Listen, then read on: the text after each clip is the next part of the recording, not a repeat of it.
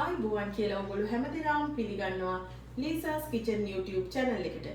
ඉතින් මම අද ඔයගොල්ලන්ට කියලා දෙන්න යන්නේ ඊටාම ලේසියෙන් හදාගන්න පුළුවන් අතුරුපසක් ගැන. අපිට මේ අතුරුපස හදන්න ඕන කරන්නේ අමුද්‍රව්‍ය දෙකයි.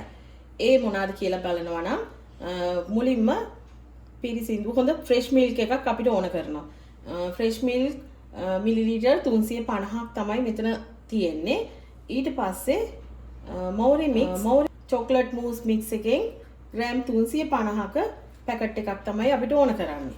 අපි දැන් බලමු මේ අතුරුපස අපි කොහොමද හදාගන්නේ කියලා. අපි මුලින්ම මේ පැකට් එක විවෘත කරගෙන බලමු මේක ඇතුලේ තියෙන මේ මික්ස්චර් එක අරගෙන බලමු.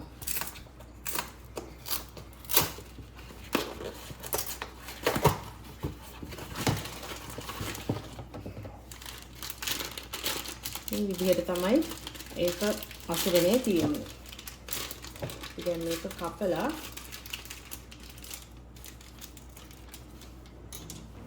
ඒකට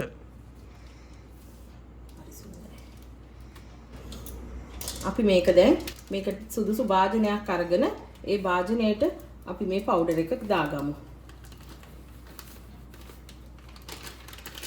ඒක ඇත්තටම හොඳ ප්‍රණීත සුවඳක් එනවා. දැන් අපි මේකට සිසිල් කරගත්තු අපේ ෆ්‍රෙෂ් මිල්ක් ටික එකතු කරගෙන විනාඩියක් වික්ස් එකකින් බීට් කරගන්න ඕනේ. මේ විදිහට හිමින් අඩු වේගයකින් විනාඩියක් මේක බීට් කරගන්න ඕනේ. දැන් අපි මේක විනාඩි 3ක් 4ක් විතර ටිකක් වේගයෙන් මේක වික්ස් එකෙන් කලවම් කරගන්න ඕනේ. දැන් අපි මේ chocolate mousse මිශ්‍රණය හොඳින් මිශ්‍ර කරගෙන දැන් අපි මේක හදාගෙන ඉවරයි. දැන් අපි මේක අමුත්තන්ට පිළිගන්වන්න කලින් අපිට පොඩි වෙලාවක් පැය භාගයක් විනාඩි 45ක් විතර වගේ වෙලාවක් මේක ශීතකරණයේ තියලා ගත්තොතින් මේක පුරණිත රසයක් වගේම මේක හොඳ නිමාවකින් මේ ලස්සනට අපිට පේනවා. ඉතින් ඒක නිසා අපි දැන් මේක ශීතකරණයේ දාමු. මේ තියෙන්නේ අපි දැන් හදලා ඉවර කරගත්ත chocolate mousse එක. ඉතින් අපිට මේක දැන් අමුත්තෙකුට පිළිගන්වන්න පුළුවන්. ඊට කලින් මම මේක පොඩ්ඩක් ලස්සන කරගන්න හිතුවා.